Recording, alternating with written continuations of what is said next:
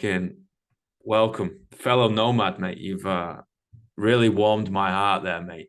For a long time, I thought I was pretty much the only mad bastard that didn't fit in anywhere. And it's like, oh no, there are some other people around that just started doing their thing. Thanks, man. Thanks for having me on. It's a pleasure to connect. Do you do some fascinating shit and some stuff that I know absolute diddly squat about. So that's why I love opening up these conversations. It's like, hey, here's a seat at this table. Your voice is heard. Like, let's listen to what you do, got to say, perspective, story, journey so far. That's what fires me up, dude. We've all got our own perspective on this thing that we call life, right?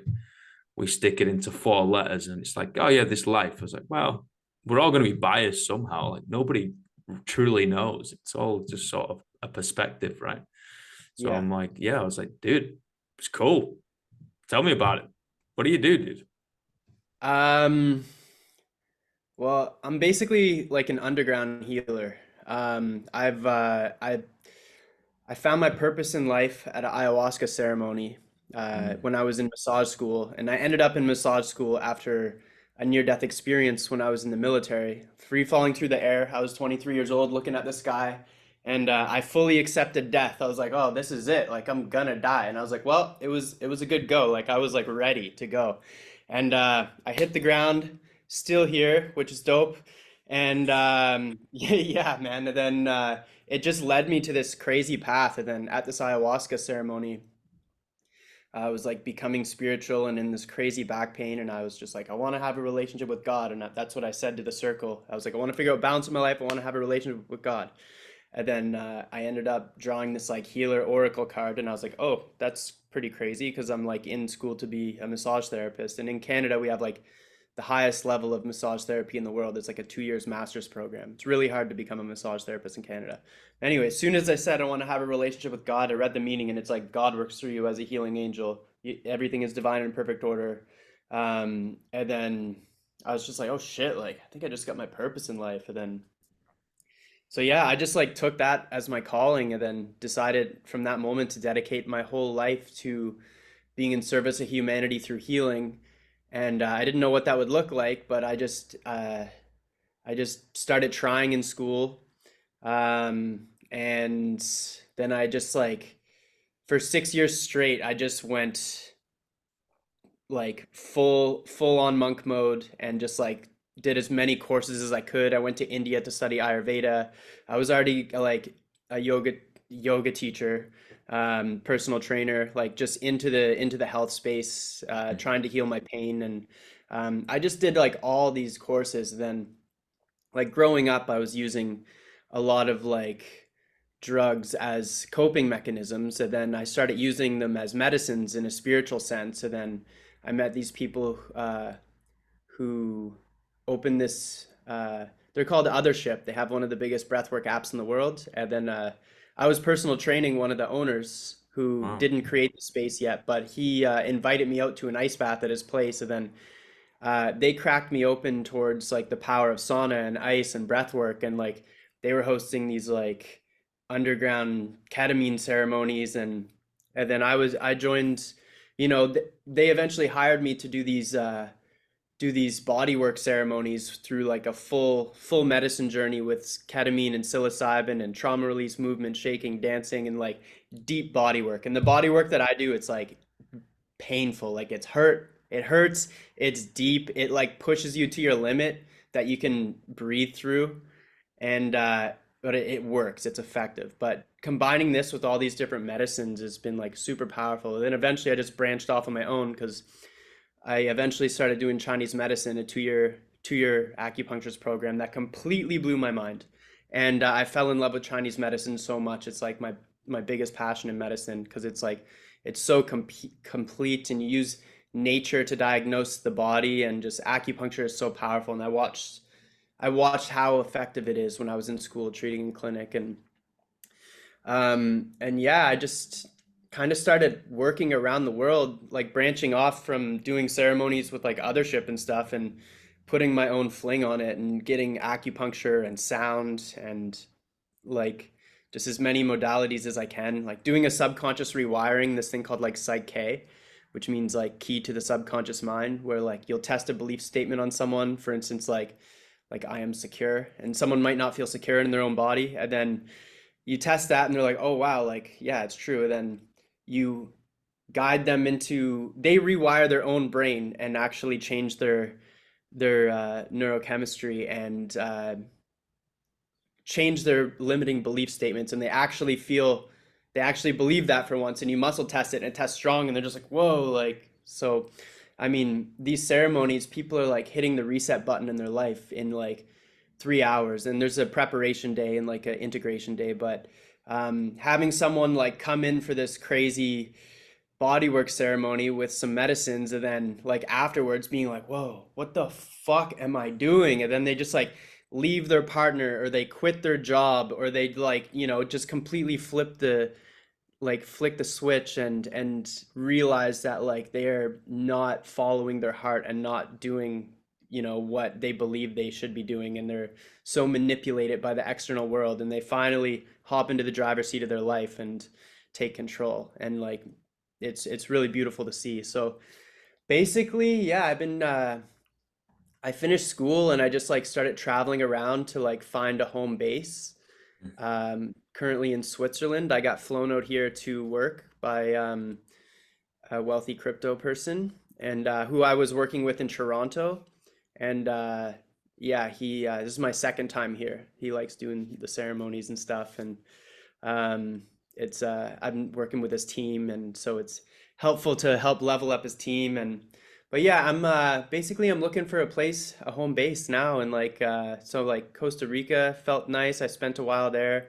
Sacred Valley, Peru felt nice, but it's a little dry for me, a little too high of an elevation, too far from the ocean, I think. But yeah, I don't know. Like eventually creating a retreat center. Right now, I'm launching my holistic health artist program, where I teach people how to do what I do using like 15 different modalities and create a life-changing experience for their clients. And like when people come to see me, it's the kind of ceremony or session, even just a normal bodywork session, where they're like, yo, like you have to try this. They tell all their friends, and then all of a sudden, like, I went to LA, I gave my friend a ceremony, and then all of a sudden I was booked every single day. I was there for 6 weeks. And yeah, it's like overwhelming. And then by the time I'm leaving, it's just like way more than I can handle. But I'm teaching my first cohort of students this modality, my technique on how to do what I do, starting in September. So I'm really excited about that. And then in the process of finding a home base. And yeah, man, that's pretty much where I'm at now. Like I love life. I'm super grateful. Like I was not always at this place. I had a really crazy healing journey. I come from really intense, dark roots, and like I had to do the work on myself. And I've been doing it. I've sat 10-day silent retreats. I've put myself in a dark room before for 4 days, which I intend to do again, because I find that's like it really, really helps you shed off of the external bullshit that's, implanted in us through social media and through TV, and just like through what people tell us we should do. And it's like I felt like when I was in the dark room, it was like I was like a wet dog drying off, and like all the things that you're flinging off is like these crazy things that are in our subconscious mind that we don't even know that's there. Um, but yeah, man, I'm in Switzerland now and just like pumped about life. Tell So you what, brother, that's one hell of a journey so far. thanks. Thank you. Journey ain't over yet, man. That's one hell of a Yeah, journey so far, man. feel I like I'm think just getting started. 100%, all we got is today, right? Like that's Yeah. it. We just got to start today. I got a question though. Do you think people are reinventing themselves, or do you think people are finding out who they truly were? Uh, I mean, I think it's both, Mm, because we're constantly, even at a cellular level, we're constantly dying and being reborn every second, like millions of cells. mm, And then at the physical level and the mental level and the spiritual level, like we're constantly growing. And then we're also here to just like remind people of who they are. And so like we're getting reminded of who we are at the, at our root, but also we're growing into the person that hopefully that you want to be if you choose. That's it, So, man. A lot of people resist, right? People try and yeah. resist and stay the same. And it's that age old quote of people die at 25 and we bury them at 75. You know, it's like, Yeah. that's scary, dude. Like living a life what doesn't change, you know, like everything's supposed to change all the time. That's the only constant of life.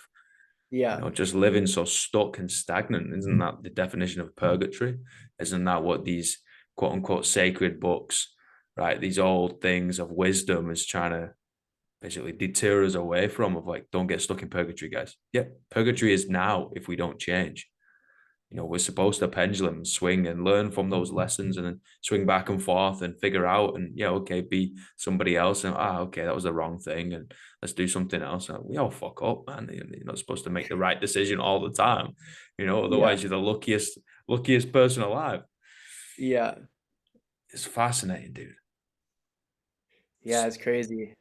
I love life. I love the journey because like, we all have that ability to create the life that we want. Like if you work hard enough at something for long enough, you will achieve it. And that's it. Who are you? We touched on what you do. So now who are you? Who am I? Yeah. Ask me something a little more specific. You know, like we always, especially in the Western world, right? We're a right bitch to binding ourselves to what we do. You know, I'm like, oh, I'm a coach. I was like, yeah, dude, that's what you do. That's what I spend a lot of my time doing. That's it's not who I am. You know, Yeah. and I find a lot of the time when you get into the weeds of it, you know, whether it's with yourself or whether it's with somebody else having a conversation, if you ask, who are you? Yeah. Or who am I? You know, I'm looking at myself and I'm like, who am I? I was like, oh, that's a difficult question, man. It is. And every time I've done a yoga teacher training or a silent retreat, that's like the self-inquiry question. Yeah, yeah. And at one point in my life, I identified as a vegan. Hmm. And I mean, the more you identify yourself as something, the more of a box you put yourself in. And the more stress you'll cause yourself, and the more you limit yourself. So, um, like Jesus just said, I am, and then nothing after, letting it, keeping it open, saying he's all things. I am. Like, yeah. And that's Mm, all he said. I like that a lot. Yeah. Yeah, I think we do. We do fall into the trap, don't we? We put ourselves in the box, you Mm. know, and we need to realize that the box hasn't got a lid. You know, we can just stand up and step out of that box. We don't have to remain in there. It's not a cage that we gave somebody else the key. Like we hold those keys, you know. I wrote something down. It's going to be in the new book. I was like, how are you supposed to unlock the shackles if I hold the key? You know, we all hold those keys, man. We put ourselves in the handcuffs, you know, and Yeah. then just kind of like sit and look at the key and be like, can somebody unlock it? I was like, fucking outreach your hand, mate. You know, unlock it Yeah. yourself. Like it's Yeah. it's it's all there for you. It just takes Yeah. effort and time. And a lot of the time for most people, the hardest thing of all, and that's the hard conversation and being vulnerable with yourself for one, right? And then two is with somebody else around, and that those hard conversations are, like the name dictates, bloody hard. Yeah. I remember this one quote from a book I read. I think it was the Tim Ferriss 4 Hour Work Week, but it said, "Success in life is directly related to the ability of uncomfortable conversations you're willing to have." Whoosh. Yeah, I was like, oh, I won't forget that. That's a good one. Yeah. Mm. That is something that stood out to me recently. I'm not gonna lie to you, of people's inadversion to have hard conversations. I was like, all right, well, how do you feel after having a hard conversation? You feel way better, right? How do you feel having not had that hard conversation? You feel like shit. You feel on edge. You feel anxious. You feel like there's Yeah. an elephant in the room and nobody can look at it, but it's ever growing, and we're like, what's going on? You always feel weird. it's strange. Sit the fuck down. Give somebody the respect they deserve by telling them the truth, your perspective. You know, this is my side of the coin. Guess what? Yours is going to be different. You got heads, I got tails.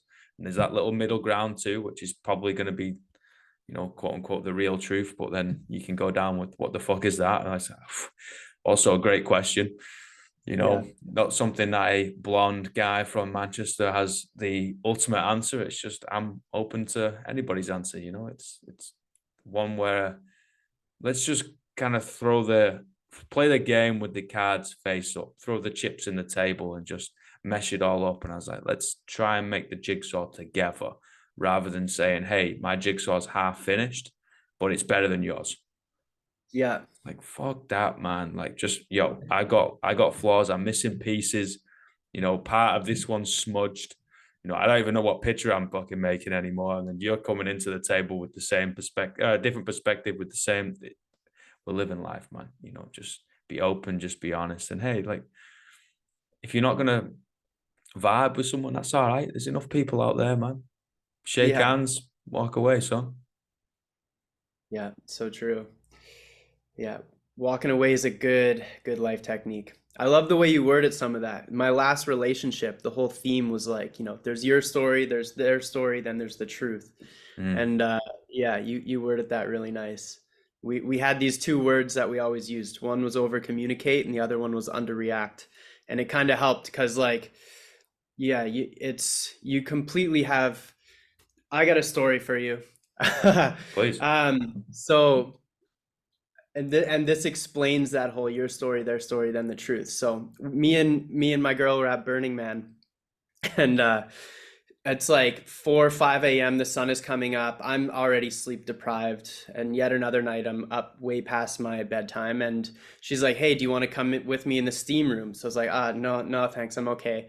And then so she goes in and she's like, "Oh, you should have came in last night. Like I had some fun." So she brought her little toy in there with her, and her I don't know, the magic wand or something. This like Mm, crazy vibrator that looks like a massage gun. mm, Anyways, like a couple weeks later, we're living in this tiny home in Nevada City, California, and and she's next to me, and she like I hear her moaning, and I'm like, what is going on? And I'm like, I'm right here, like I'm ready to go. It's like, it's late at night, and I'm like, I'm a young man with a lot of testosterone. Like, what are you doing? And so she's moaning, and I'm like, okay, whatever. Like, so I figured, I look down, and her hand is down, like down her pants. So I'm just like, okay, like, so I started to get like a little frustrated, maybe a little insecure. mm. And then probably like 4 hours later, I wake up in the middle of the night. She's moaning again, like really sexual moans. And I look again, and her hands are down her pants. So I'm just like, what the hell is going on? Like, and then she goes in the bathroom and she's still moaning. And then so I'm like, all right, fuck this. And I like roll to the bathroom, angry boner, and I'm like ready to have like angry sex. So I like kick open the door, and she's like bent over the toilet. I was 100% sure that she was in there like masturbating. I was 100% sure. No, she had period cramps the whole time. And like, so that's like, the story in your head, right? Like Yeah, dude. 100% sure that she was masturbating next to me. And because the Burning Man thing, it totally made me believe even more that she Hmm. was. And I mean, I pretty much confirmed it. Her hands were down her pants. It looked like she was touching herself, but really she was like holding just above her pubic bone and like massaging um to help her period cramps. That male ego and insecurity, right? Like we Yeah, just yeah, dude. we tell ourselves a fucking whole chronicle of stories, and it's like, dude, you're way off here, guys. Like you're not even Yeah. in the same ballpark here, man. Like you could have just asked, like, dude, I fall in that trap door more times than I care to admit, man. You know, and it's crazy, right? Like we had to spinning these stories, and next thing you know, we're 30 years down the line. We've fought off Goliath. You know, it's like, mate, we could have just communicated to the individual and got what they are thinking and feeling and experienced. And hey, we weren't even in the room. We don't know. You Yeah. know, we can just ask. It's all right. If we don't know, I don't know, maybe ask. Yeah, yeah. I could have asked right away and stopped myself from a lot of overthinking and anger and like insecurity. Mm. Overthinking, dude. Yeah, dude. I think males trip up on that, man, a lot. But I don't know what to say females like have a buy and don't. But we can obviously speak from the male perspective. But it always ends up in one thing, man. It always ends up with that aggression piece. That insecurity ends up firing us up. The next thing you know, you're angry at the world, and it's like, whoa, hold on a minute here, son. Like, let's back up the trolley here, man. We can divert away from that. We can prevent. We don't have to then rehab something that we've created, or let's be honest, destroyed.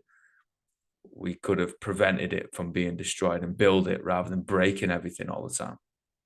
Yeah. Maybe we're just bound to be dumb creatures. I don't know. This is just thoughts of one dude. Yeah. I mean, this is just how we learn. Like that's it's all just like learning through experience. And for me, like I learned the best through experience and making mistakes. Me too, man. So yeah. What's the biggest lesson you've learned embarking on this? Let's call it the left field journey, because you mentioned you were in the military, right? And then we call it the right field journey, and then just changed. What's the biggest lesson? Um, just believe in yourself and keep going. Like have trust and have faith that like whatever you're working towards, if it's of service and you're like trying to help make this world a better place, then I mean you will be successful. Like even if you're not, like you still would be successful if you try hard. I mean, if you try hard enough and you work hard enough towards something, like there you can't fail. Mm, Like if I've listened to like or I've read hundreds of books and it's they all say the same thing. Like about like self-help books and making money and like they all say the same thing. And mm, it's like having faith, being consistent, like keep going. They tell the story, like you listen to Oprah's story, Walt Disney, or like all those people. They J.K. Rowling, mhm. like she kept getting turned down for Harry Potter. Like all these people had to go through it, and it's no different from anyone listening to this or me and you. 100%, man. It's the Yeah, human experience. It's the human story. We're yeah, all writing our own story, right? We're trying to skip to the end. I think about it of buying a movie ticket and going to pictures. If we sat down and was like, once upon a time, there was a man, he lived a great life, happy ever after the end.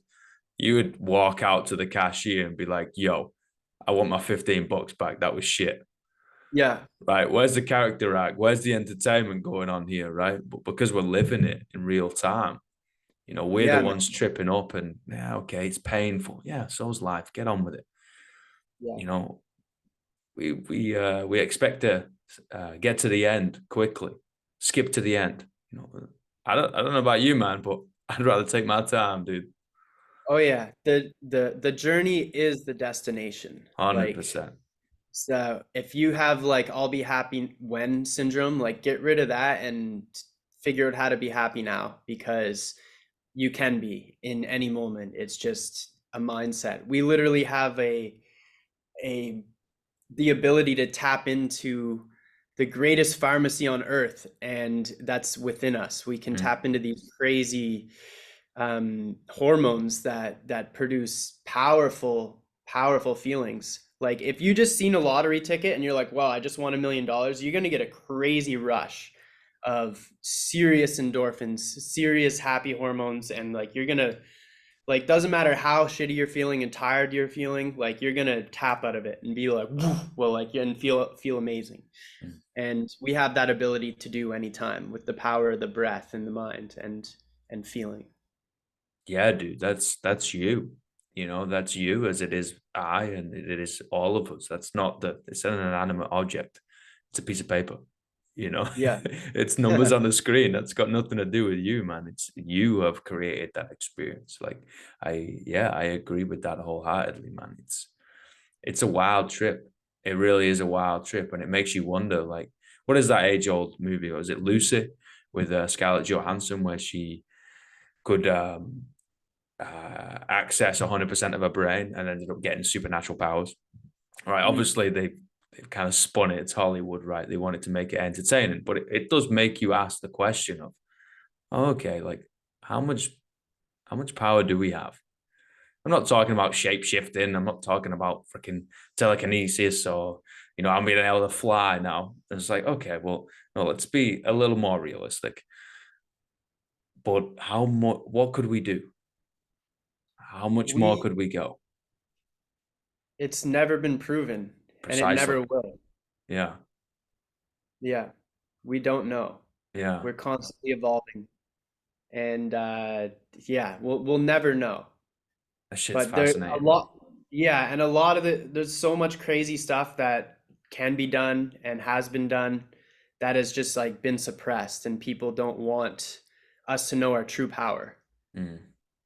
Yeah. Even like the school systems keep us in a lowered state, and like, keep us really like they train us to be like a lower middle class kind of person, and it's like, yeah, it's not good. So branching off on your own, marching to the beat of your own drum, making your own rules, and creating the life that you want and you deserve, that's where it's at. Mm. Brother, I got three questions. Yeah. What's the greatest piece of life advice you've ever received? Well, that's a good question. Um,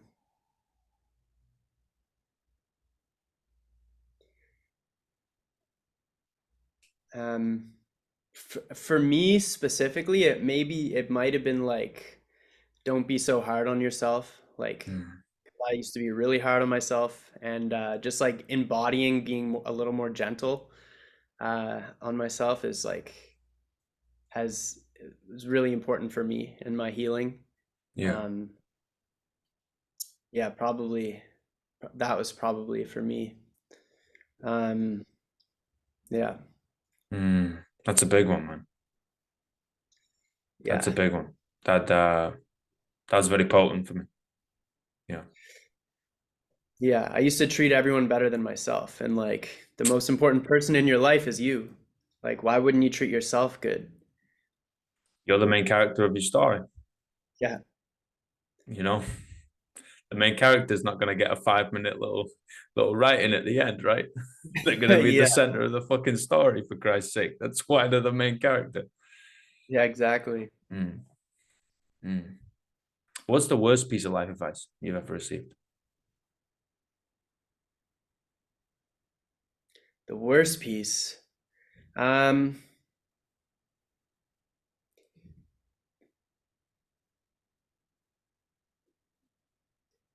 it.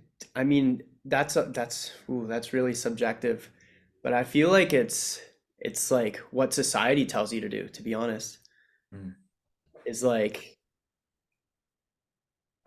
just not listening to yourself and listening to other people, living on someone else's terms instead of your own. Like that's like no one knows what you should be doing better than you. Mm. And that's the word should. People like you should be doing this. Should, like should's a conditional word. Like follow your heart. And like that's, yeah, follow your heart. So it like if people like listened to what their parents told them to do all the time, no one would be happy. Like in some cultures, like you're born, boom, you're gonna be an engineer, you're gonna be a doctor, you're gonna be a lawyer. And it's like they don't want to do that. They're not gonna be happy. And what like life is like the greatest gift. It's such a blessing to have a body, which is the most valuable possession in the universe. We got one. That's awesome. But like you might as well do with it what you want, and use your time, which is our, you know, the most important thing we have to use with our body.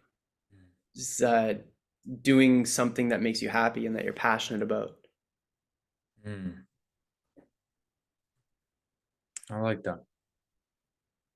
I like these conversations because they make me think about it like Yeah. pretty much 24/7 after the fact. I kind of analyze them in my head and go back and take points of action that I can bring into, fruition every day. And also, oh, okay, that's a different way of thinking about something, rather than just working class, male, young lad, fearful, aggressive, back home, never moved, never did anything, fucking yada, yada, yada. Spew off whatever you want, having one perspective. You're like, well, there's a lot of other people out there, man. That's Yeah. interesting. I got one more question. What are the 3 words you would tell your younger self? Uh, Relax, slow down, keep going. Mm, Slowing down has been like a really big theme for me in my life. Like a really important thing to embody that I'm still really trying to embody that balance too, but like staying in balance and slowing down. Cause like, I've done some of the most beautiful drives in the world. And like I remember I drove down the Pacific Northwest, like Washington, Oregon, California. mm, And I was going so fast. I drove through the redwood trees. I stopped for 10 minutes because I was so excited to get to Burning Man, which was on my bucket list. And it's like, man, like I seen like a really nice beach and I'm like after like 10 beaches and there's another nice beach and I was like, I'll stop at the next one. There wasn't a next one. Like mm, if I slowed down, you get a lot more out of life when you slow down.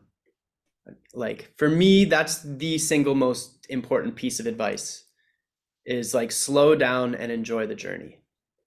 mm, Like to like stop to smell the roses, take an extra moment to give thanks for your food, hold that hug for an extra few seconds with that person, like make eye contact, like really tap into your feel. You feel less when you don't slow down. When you're moving too fast through life, you feel a lot less and you get kind of you're disembodied a little bit.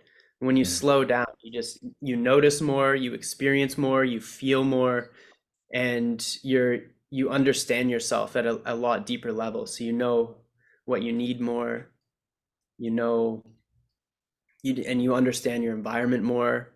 You're better at being your own physician, which in like we all need to be our own physicians. mm. Yeah. Brother, thank you so much, man. This has been an honor and a privilege. Yeah. Uh, Thank you for having me on, man. It's Thank really, you for your really good. time, man. Hopefully we can share a coffee one day. Paths cross wherever, maybe Switzerland, maybe NZ, maybe somewhere in the fucking middle. Who knows? Yeah. Just keep bouncing, keep searching, keep going, dude. This has been an honor, mate. Thank you so much. Thanks, brother. Appreciate it. Mate, you enjoy the rest of your day and we'll speak soon. Sounds good. Take care, Alex. My man. Bye, everybody.